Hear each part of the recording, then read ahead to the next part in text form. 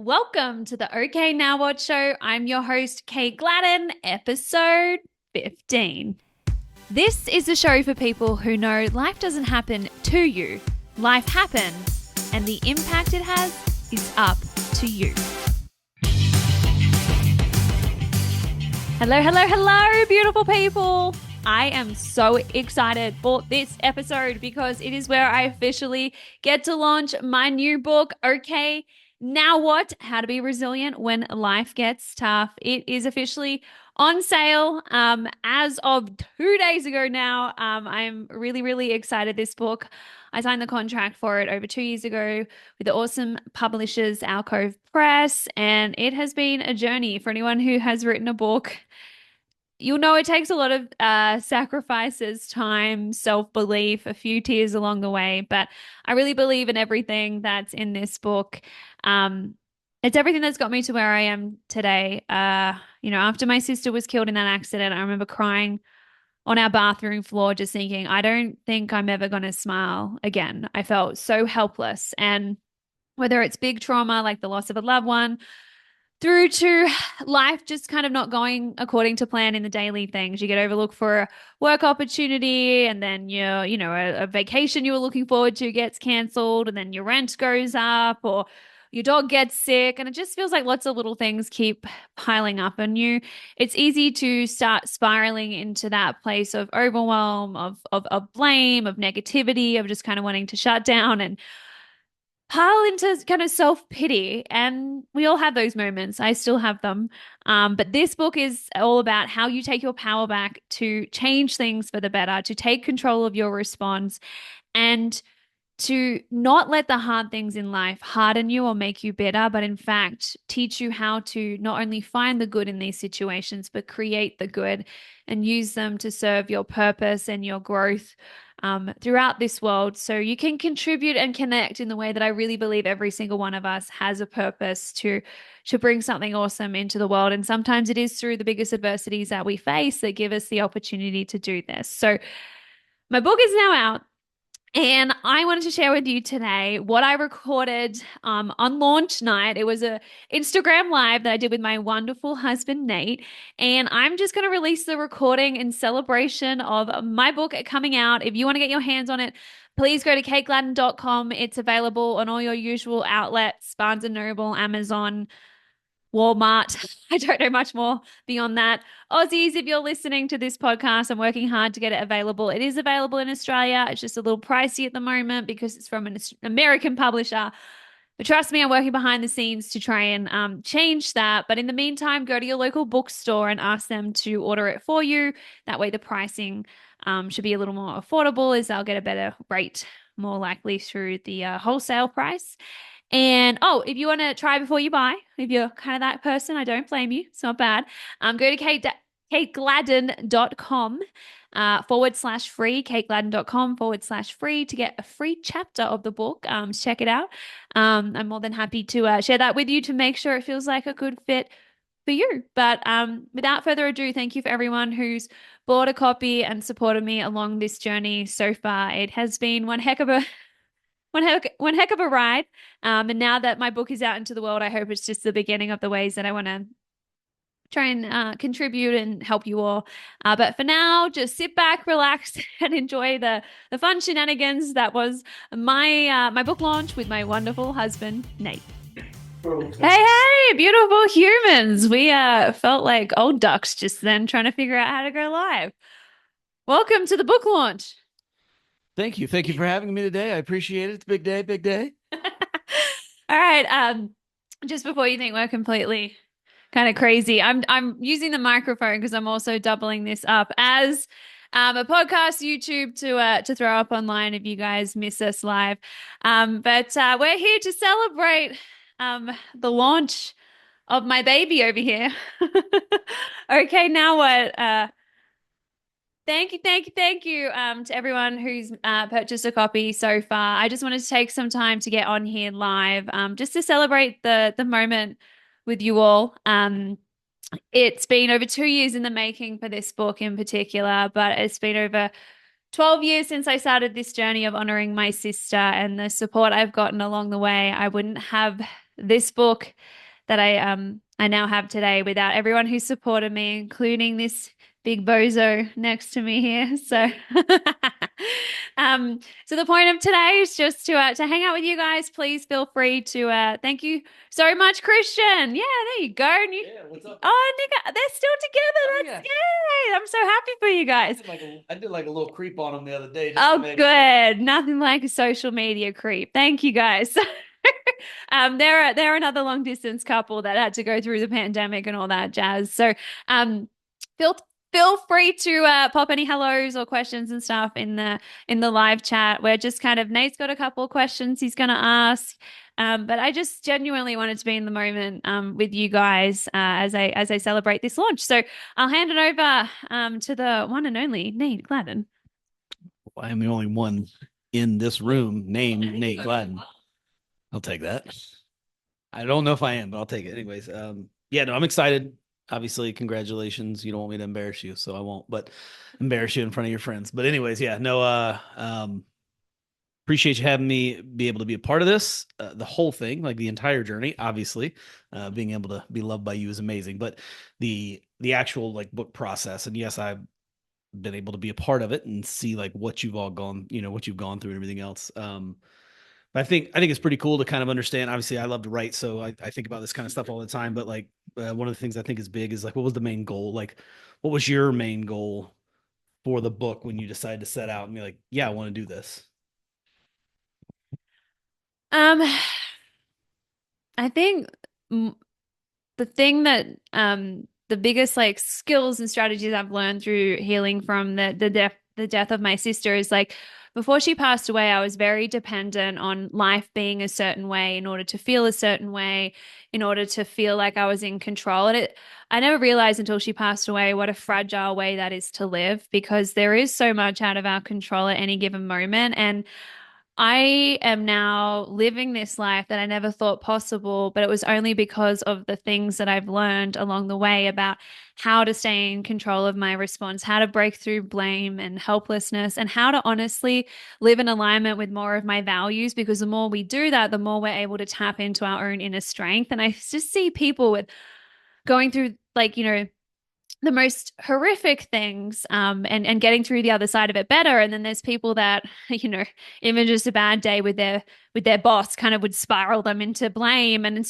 I just think like we only get one life. That's what my beautiful sister taught me, like how fragile and short and suddenly we can lose that. So I wanted people to go on this journey of taking the worst and turning it into something meaningful as well, because life's too short to live in blame, to live conditional, like trying to control your circumstances all the time. Like, sure, you can do that sometimes, but unfortunately, sooner or later, you're going to be stuck with a situation like mine where the only way forward is to step into an empowerment of taking responsibility for what you can change and letting go of what you can't. So, I don't know, when I got the opportunity to share this, I was like, hell yeah, if someone else wants to go on a wild journey along with me, then why not? Yeah. No, well, I've been a part of it and it's been a lot of fun. So I can definitely tell you that. Tears. So Yeah. A lot of tears, a lot of tears, a lot of panic. She had a panic moment right before we started here a couple minutes ago. I said, oh, yeah. I said, I think it's trying to snow. It's raining. And then she said, there's a mountain lion. And I was like, no, I did not say there's a mountain lion. There's been one in the area around here. We've got one in the neighborhood. That's okay. In the general vicinity, but that's where her brain. Yeah. Well, I'm just saying, like, Nation bias at play. I'd teach you about that in the book. that was a good little selling point right there. I'm not gonna lie to you. I wouldn't be smart enough to be able to do that. So that's good. There you go. Confirmation bias. Go get that. That's on page 37. I actually don't know. Do not quote me on that. I have no idea. But speaking of like I say page 37 and everything else, I do think yes, it is about like, hey, here's your book, here's this, here's that, all of those different things. But my question is also like the actual process. Because I think that's something that's really cool too. Like when again, I think about it because I love to, I love the idea of writing and reading and all that kind of stuff. But my question is like the actual process. I've got some questions I want to ask you related to that, but generally, how was it for mainly also for anybody who's out there that may be like trying to actually read the book, but then also like, hey, I want to like write the book. Yeah. Like, so there you go. Yeah. Oh no. What was that? time limit for Instagram. Does anyone know how to turn that off? Well, you're not going to want to be in there. I think you guys just Got got it. an amazing phone. Does anyone know how to shut off the time limit? I didn't even think about that. But I don't have a clue. I think we're able to keep the time going, right? I'm one of those responsible people. It pops up on the screen. Yeah, I try and limit my time on social media each day, and now I'm like, oh shoot, I didn't even think about that. Thank you so much, Johnny. Oh my gosh, shared your message at your school. That's awesome. I appreciate your words. Kaya, and I think I saw a Keslin up there. Hang on, where was that? I really, really appreciate you all, Marie. You guys are legends. To quickly answer the question though about what it's like to write a book, the first thing that came to mind was it's like trying to turn spaghetti into Tim Tams. Because because you think about spaghettis everywhere, but then when you open a sleeve of Tim Tams, they're like all structured in order. That's what it feels like because you have to take all your ideas and strategies and try and like piece them together, all the different stories and how to make sense of them and kind of you want to share everything and then sometimes you feel like you have no ideas, so it's this big balance of like I think the hardest part for me was putting the proposal together of like we all have so many like stories, just like, where do I even start? And so, huge shout out. I really recommend working with an editor. I had the amazing Laura Apperson from Alcove Press. So, I was approached to write the book. So, unfortunately, I can't give any tips on trying to land a book publisher. I kind of had worked with Laura previously on one of my teenage books, and she was like, I think you're ready to dive into the adult stuff. But it's really taking your time to structure it in a way that flows and be willing to like cut huge chunks out of it. Like I think you've got to let go of some of your babies, like your little ideas because you love them all, but and also taking time to step back from the manuscript for a while, like coming back with fresh eyes. But definitely having a proposal and structure before you start really helped me a lot to kind of, I'd want to like start deviating. I'm like, wait, that goes in chapter 8. You don't need to mention it here, like strip it back. So I think that taught me a lot. And then the power of deadlines, like I'd set deadlines. Obviously, don't just put, okay, it's due on the 31st of October and start working towards that date when it's like, I don't know, I started writing it in at the beginning of oh, okay. Sorry. My brain's too excitable. um, hey, Kevin in Wisconsin. Who? Alma in Wisconsin. Alma? Alma School. Alma. Oh, is that what they said they're from? Oh, okay. Yeah. Hey, Gia. She's in Switzerland. All right. So, anyway, so yeah, I just say set mini deadlines, and that's for any big project you're working on. Don't just look at the huge thing. Kind of setting those milestones in between really helped a lot and working with your editor and trusting the feedback and sitting with it and also voicing up for yourself. But I would absolutely say if there's a calling to write a book, do it because it's such good personal development as well and letting go of perfectionism and letting go of people think like slightly terrified. This is now out in the world for you guys all to judge. So please be kind. No, but please be honest. But I've just got to be willing to accept like some of my ideas might not be for everyone, but I know the impact they've had in my life and I just want to pass it forward because I had plenty of people who inspired me along the way, including the amazing Eddie Jaku. Always got him handy to think, what would Eddie do? The incredible Holocaust survivor who I heard speak one day and greatly impacted my life. But yeah, so just for so many reasons about the development of self-discipline and self-belief and all that jazz. If your heart feels called to write a book, you'll be a better person for it. Yeah. Well, I got a question too, because, related to the book, there's one of them I think is probably, you've kind of probably answered, but you may be able to expound on it a little bit. And that is like, how was it you choosing like, hey, I think this is a relevant story to put in here to try to like explain, confirmation bias or whatever it is, like talk about that? Or was it the editor coming to you and saying, hey, this is something like, do you have an experience of this, or do you have a thing of this? Like, how did that process kind of go inside of like how you choose to say, this is an actual like life experience? Cause that's big, right? So if somebody's like, well, in order to do that, you do this, and step 2 is that, and then step 3 is this, but they never give an actual example, which means, well, do you have a real example? Cause if you don't have if you're giving me like an example of something somebody else said, or you're like giving me the analogy. It's like, okay, do you have a real experience? Ah, ignore for today. Let's see. Ah, are we still here? Okay, we lost a lot of people, but we're still here. I'll get it back. Okay. Real quick, I'll go back to that. Your process, all of that good jazz. How did you choose which story? Was it the editors talking to you saying, "Do you have an example of this?" Or was it you saying, "I have a real life example, and this is what it like"? How do you kind of go about that? It's actually really interesting writing about some quite personal things in the book and emotional things. Part of me, like Laura, my editor, to be honest, had to pull more of them out of me because I was fine sharing my own personal stories, but when you start sharing other people's stories, like even there's some stuff about our relationship in there where I'm like, oh, I hope you're okay with me sharing this. Or, I fortunately have coached with some many amazing people over the years. So obviously protecting their privacy and changing their names. But I do believe in the power of stories. It's how, our human brain since the beginning of time has always connected to and most related to stories. So I am a geek for all the science, but I understand in order, like, science, I think, is what makes something click. Like, oh, like, I don't know, like, it can kind of sometimes be like, oh, shit, I didn't know that.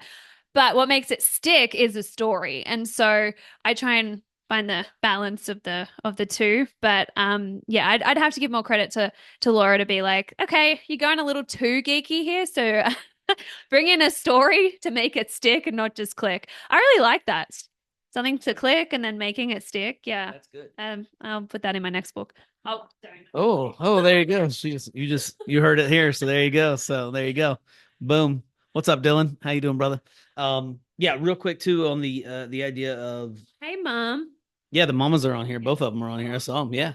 Yeah. Um, I was gonna say like as far as speaking, so like there's coaching, right? There's speaking, there's writing a book. You're talking about the three R's in here, which obviously that's what a lot of the book is about. But there's a different approach to all three, right? So it's like, okay, well, if you've heard speaking, if you've heard you communicating at a function or a school, Alma, like something like that, like one of the different schools, through all of the different, for the amount of years versus their listening to you on a one-on-one versus what they're getting in the book. I know there's obviously going to be overlap for obvious reasons, but at the same time, what is that difference? Like, does that make sense? Like, like what is that approach? What did you get excited about when you were writing it? What's different? Like all of that. I don't know. I learned a heck of a lot about grammar writing this book. I thought I was good at English and grammaring. For the Americans, she said grammar, not grandma. So she didn't learn a lot about grandma in this book. She learned about grammar. The best part was recording the audio book, and I had to re-say something. Like the name was it's Tantor Media is the publisher for my audiobook, but I was like Tantar Media, and they're like, you might need to re-say that. That's a completely different company. But I think with writing, the one voice that I don't know, like it's kind of permanent. Like there were even one little thing where I'm like, oh, I wish I'd included this. So I guess you have to just be much more particular, slower, intentional. I definitely used the talk that I give as like the outline for the book. Pause due to poor connection. Come on. Yeah. How about the unexpected when it comes to this talk? We've got Starlink. Come on, Elon. Keep it up. We've got a lot of cloud cover at the moment, so I think that's what's going on. Let it rock. Oh no. We're still recording, so they can still Yeah, listen to that. I know. Ah, the unexpected. Anyway, I guess just with a book, it's honestly just being much more particular, which as for me, that's kind of hard because I'm kind of like, good enough's good enough, let's roll with it. But usually a talk, they're not printing it out permanently forever. I guess there's recordings and stuff, but I usually try not to overthink it and be more in the moment. But you got to be more concise and consistent, which he's a wordsmith over here. So he's good at that. I've had to learn a lot. I've had to learn a lot about that, but also then not making it sound too dry or not having my personality in it, which was a big deal to me. I was like, please let like when I first started working with Laura, I was like, my editor, I was like, please let me put in little brackets or little jokes. So there are like some little Aussieisms in there and stuff that I was like, please let me keep them in. Because if I was speaking this, I would, and I still want to have that authenticity to it. So yeah. Well, that's big because I know, obviously I've, read an advanced copy. Yeah, yeah. No, I've read an advanced copy for obvious reasons. Yes, but that said, it is you do have your personality in it. And I think that's big, right? Because you can, gosh, there's nothing like there's a lot of good lessons, but then you get it delivered in a very dry manner. And it's like, okay, that's great. You were telling me some really, really good information, and I'm not being like mean when I say this, but if you give me like a psychology book, the chances of me reading that psychology book is it's yeah, she'll read it, she'll regurgitate it, she'll be able to tell me something and sound really smart later. But then I would still argue that the presentation of how you deliver it is still much better than me trying to read that. Like, oh my, like I'm not going to read a psychology book because I'm not going to read all the Din's material. I'm not that bright, but I got you, and you go ahead and figure out how to tell me that in the proper way. And I think that's important. The personality is there. And then of course it's, you're talking about the three R's, which Who knows them out there? Does anyone know the three R's? well, I don't know if they'll be able to. I don't know if they. Do you know it? I mean, because I got it on my arm, so I've got it like literally like cheated right there, but they can't see it. I don't think you can see it. That's why I was trying to like poke it out there a little bit. But talk was still there. yeah, but yeah, the recognize, reflect, redirect is obviously a lesson that's in here. And then of course it's funny, like the title, right? It's like, okay, now what? You can find that on your podcast. There you go. But you're talking about resiliency, you're talking about stories to do it, you're talking about different things, and it is kind of a mixture of all that. So it's like, okay, now what? Why is this the name of the book? What like you could have gone with a different thing other than your podcast. You could have gone with whatever, but it's a great thing. It's like, okay, now what? Like, but why? Like, why is that the approach? Why did we choose that title? Is that a question? I mean, why did you choose the title? Why do you believe it? At the same What, time. like, Okay, I mean, now now what? what? Yeah. Yeah. Well, I guess I think, oh, are you trying to end us now or block people? Okay. Um, well, I think it's just such a human thing. Like, I don't know. I didn't want a fully technical, like the three R's to resilience. Like that subtitle says that, but I wanted something really catchy, relatable, and also, I guess what you're kind of poking at, I don't know, in your question is like, okay, like now what? As opposed to like, okay, I'm just gonna like sit here and dwell on what happened. It's more about like what next? Now, what am I gonna do about this? And so that's what I really obviously believe in because, as much as we can sit and blame and shame and what coulda, shoulda, woulda happened, you surrender your power the moment you start blaming or focusing on something outside of your control. And so I just, really believe in the power of taking responsibility over your ability to choose your response and just choose what you focus on. It's not that there isn't shitty things that happen or within the circumstance. Like, it's not like I tried to find the good in my sister's death, but what I did was I look for ways to create the good so that I could find meaning in it and keep her legacy alive. Because had I stayed in the blame and became bitter, the best parts of her would have died off with me. And so I think like we can do that in any sort of situation, even if you don't want to make the situation positive. It's about making it purposeful about, okay, now what am I going to do? How am I going to choose to respond to this? What do I want to happen next? And I think we surrender that. We don't even realize our own power to do that. And a lot of people, I just always like to point out, it wasn't like my family and I had Nicole's foundation dropped in our laps and we're like, oh, wow, something good came from this. No, we came together as a family and we let go of like, okay, we won't go back and fight the legal system in Thailand. And that's like a dead end. What we can carry forward, what we can create is something good through this foundation. So we chose to believe in it first, that then gave us the inspiration to create that. And I think a lot of us can, there's a lot of things that can block us from doing this though. And that's why I do get a little bit geeky on the brain and biases because I'm not saying anything about this is easy, but it is always possible and with practice. And that's why I was very intentional about making my book practical also in like little things to actually do and put into practice.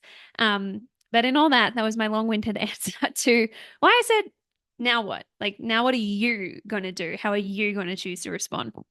Yeah. And I think there's a lot of relevant different and somebody on there had said something we were chatting. They had said that You came to their school a couple years ago, so shout out to that person. But I think I bring that up obviously to then talk about like I circle back around to the experiences you said we talk about you having and stuff like that in the book, but they're not all the same style, right? So there is like, hey, this is how you're dealing with grief and trauma. This is how you deal with long distance relationship. This is how you deal with relationship in general. It doesn't matter where it is. And a part of it too, it's like the relationship with yourself, right? Like that's a big one. That's a huge one. Like if there's anything I've learned from hanging out with you, it's the fact that I also know that you've got after me, so I get after you. And if you start to like get down on yourself, right? It's the same thing. It's like coming back to it. It's like, hey, like, what are you doing? Don't pick on my wife like that. It's that same style thing, right? So you're covering those different style of lessons in here. You're covering that, and I think that's important. And it's funny, I like yes, I'm your husband. So yes, I'll be like, hey, I'm proud and I'm happy and all those things.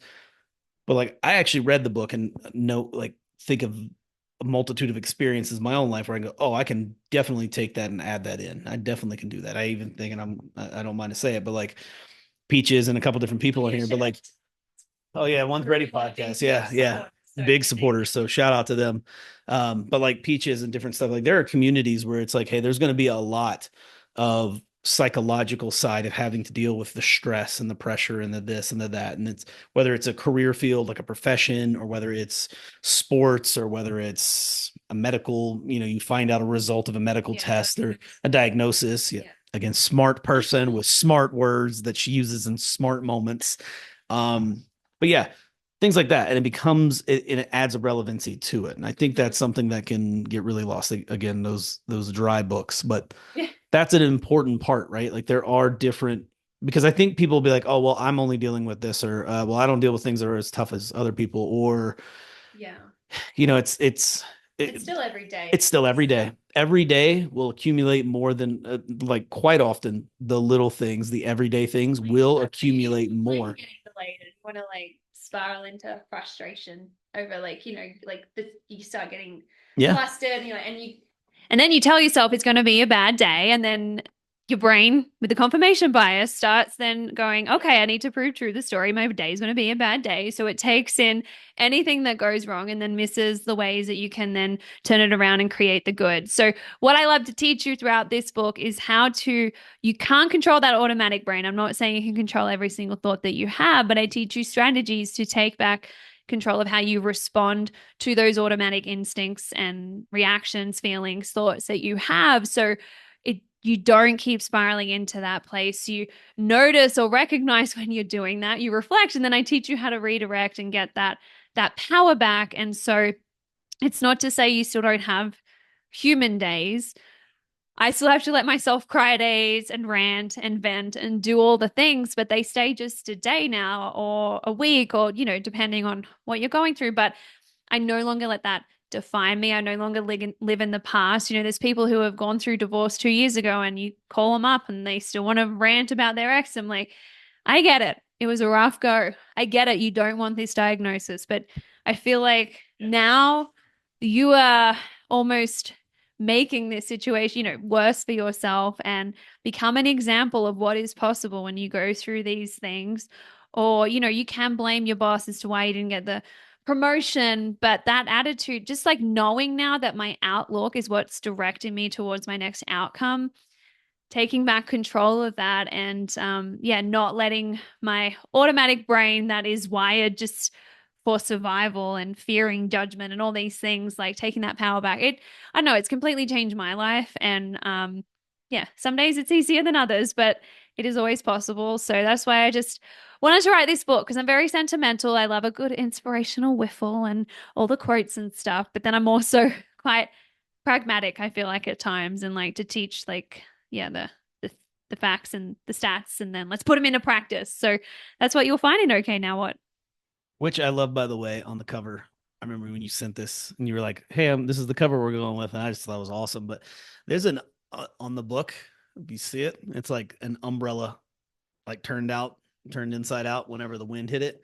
That is like the perfect beginning to a terrible day is that. And that's why I asked too, is I was like, okay, now it's like, it can be those big things. Yeah. It can be those small things. Legitimately that it's like usual things. yep, Like I did carry person's got the rain boots on, you got the rain jacket on, you're ready to tackle the day, step outside, the wind blows, and now your umbrella's inside out. Or your husband says it's trying to snow, it's raining, and you say it's a mountain lion. That would Now that one may alter your okay, now what? That one may, like, I mean, you better run fast, maybe Yeah. what you need to do. But Our survival brain is actually very helpful, which is why we don't need to hate on the automatic brain. But usually a mountain lion isn't waiting on our doorstep. It's just our boss didn't give us our promotion or whatever's happened and it spirals or thinks there's real danger here. So yeah. Also, I'd like to deal with, I mean, like maybe the boss says you didn't get the job other than open the door of the mountain lions outside. That's probably not as good. The yeah, mountain that's lion, insane. yeah. Yeah. Okay. You're just smart and saying it smarter than me. Saying like our survival brain hasn't caught up with modern times. And so if anything triggers that fight or flight response, it will give you that same response, which is starting to delve more into dealing with anxiety than just dealing with adversity. But just putting that out there. Uh, Smart things said by a smart person in a book is what I just got out of that. Because I could try to sit here and tell you some things, and then she would come back and be like, "Well, actually," and then she would utilize the big word in the. It's not back chatting. I've never heard that, but it's not back chatting. It's legit. It's like, okay, hey, here's an actual, like, here's how to put a real smart thing to this to actually understand what your brain is doing. And that is important. That is important. It is like, hey, if you give it to me, it's like, well, I may just push through the pain and just be like, well, I'll just be stubborn enough. Okay, well, are you really being stubborn enough, or is like your brain doing something and you actually be able to like explain that one? Yeah. Like, I can't. I can just be like, that hurts, and I'll drag the leg now. That's the difference, right? And so I think it's important to take those practical experiences, or practical application of real experiences, but do it in an intelligent way and understand why your brain is doing what it's doing. That is a key. That's also going back to One's Ready. That is why they like get behind you and stuff, because a lot of their world, a lot of that world is dealing with, hey, you've got to understand what your brain's doing to get through this process right now. And so it doesn't matter if you're dealing with it when you're a teenager, it doesn't matter if you're dealing with you're an adult, relationship, single, it doesn't matter. It's still something, but that is a real thing. So it is like, take real smart people brain stuff and put it in a practical way, and you've done it. Yeah. And it's not like too sciencey. Don't worry, guys. But the last thing I want to point out too is the last chapter of the book is dedicated to almost like resilience ahead of time. So I talk about like how often, like sometimes we're going to be faced with a situation that's just going to happen. There's going to be a change that happens that you wish didn't, and you've got to learn how to respond to it in a way that keeps you in your power to still create and live the life you want to live, regardless of your circumstances. That's kind of, to me, what resilience is all about. But too often, I also see people let their emotions, their fears get in the way of making the changes they actually want to make. So I teach you also how to use the 3 R's to coach yourself through taking control of making the changes you want rather than just like responding to the changes you didn't necessarily want. It's more about finding that courage to put yourself out there, which is a lot of the time where resilience, sorry, Nate's doing things with the I get distracted. I'm like a 5-year-old. Oh, okay. Awesome question. I will answer that in a moment. So basically, if you're sick of like letting your fears talk you out of things, this book will also teach you how to conquer your fears ahead of time. So you're making changes on your own terms and not just living at the effect of life coming at you. As for bookstore availability, so it is available at all your usual retailers online. If you're in the US, Amazon, Barnes and Noble, you name other bookstores, Walmart. um, but actually, I don't think it's on. I couldn't find it on Target.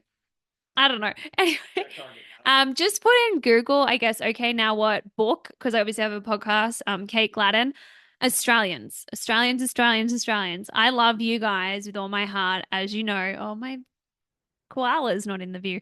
But I have my koala and my Aussie flag up here. Hang on. Let's just so you know, I love you guys. You live in my office. I'm not forgetting Australia, but I did publish with an American publisher, and that the distributor is Penguin Random House. I always try and, is that the right way to say it? I always get the penguin and the random mixed No, up. I would say. Not saying it now. Um, and that Australian Penguin Random House hasn't taken my book on yet. So what I need you to do is to help me get them to distribute it in Australia so it's not $60 for a book. How we can do this is to go to your local bookstore and request my book. You can bring it up, maybe the American version, be like, hey, like, can you order this in Australia? And with a bookstore is going to pay like is it retail price? No. The wholesale price, the cheaper price. And so hopefully then that encourages. So what they're going to have to do is then place an order with Penguin Random House. I told you I always start it up. And that way, and Mina, I love that I came to your school. Tell me what school that was. So please, Australians, please go to your local bookstore and place an order or ask them to order it for you. They'll probably order a few at a time. And that way, as the orders come up, we'll be able to get it further distributed in Australia at a good price. And then you can also order it online. But for now, Aussies, please get behind me and get my book into those bookstores. So Penguin Random House pays attention in Australia. And you can get it in your. I think so. Yeah. Aussies, tell me, can you get it in Australia on Audible? Near Connecticut. Where do we go? It was in New York. Oh, Yeah, nice. You were right along that New York line. oh, Nate was there, I think, for that one. Yeah, that's cool, Mina. I had a dog.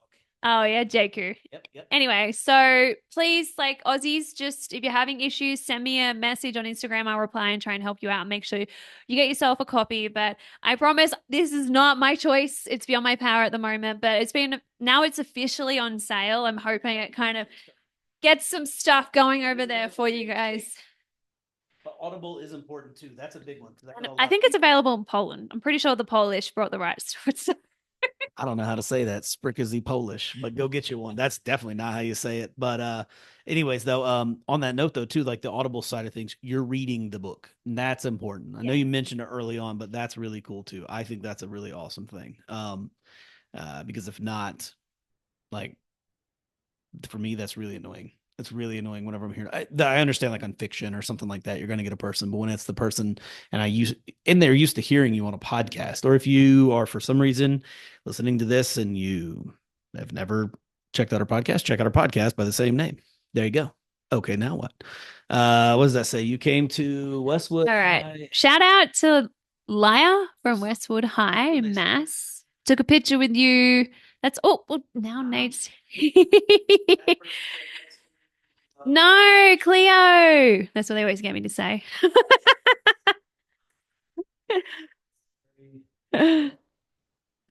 Can you come to my school again and give a presentation in class? Let's make it happen, Nina. You gotta talk to someone, talk to like your well-being person and say, get Kate Gladden back. I might have been Kate Fitzsimons in that point. I can't remember.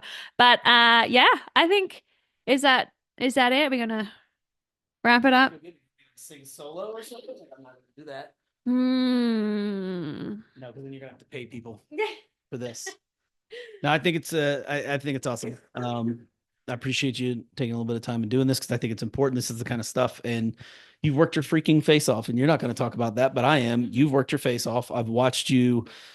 You've done this on multiple continents now, flying back and forth, staying up late on a plane. Yeah, a lot of this was written on a plane, going back and forth, so she could go and see her family and her friends in Australia and speak at schools in Australia, and then on the way back to the States. I mean, we have bounced all around over the last couple of years while you wrote that book. I think the thing that bummed me the most was last year. It was a day after Thanksgiving and I had a deadline and I had to miss going out with you. And it was like snow. It was just like a perfect day out. And so I will admit, anyone who's written a book, you definitely have to give up some things. Like there's a lot of sacrifice and it's like the last thing you feel like doing. But again, knowing how to manage my brain made sure I was showing up even when I didn't feel like it. So the cool thing about what I teach is, yeah, it's for resilience, but it's also just for humaning and to know how to take action towards what you want, even when it's the last thing you feel. Like you stop letting how you feel dictate how you act, what you do, what you create in your life. Like that, just trusting yourself to follow through on what you said you were going to do. You can kind of take this stuff and apply it to that also. So thank you for this amazing human for just putting up with me throughout all of this, believing in me, getting the cups of coffee, just being patient.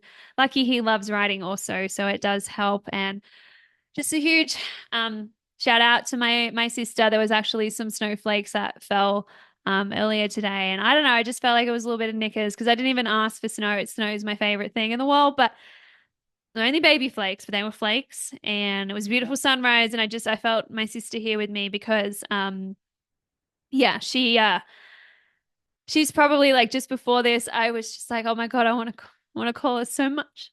Tell her I did it. So I know she's here though, and she's forever been my inspiration. And talk about resilience. My sister definitely taught me a lot throughout her dancing career and her career. It's just who she was as a person. Shout out also to my mum and dad, to the book's dedicated to, and mum, if you're still watching, and dad.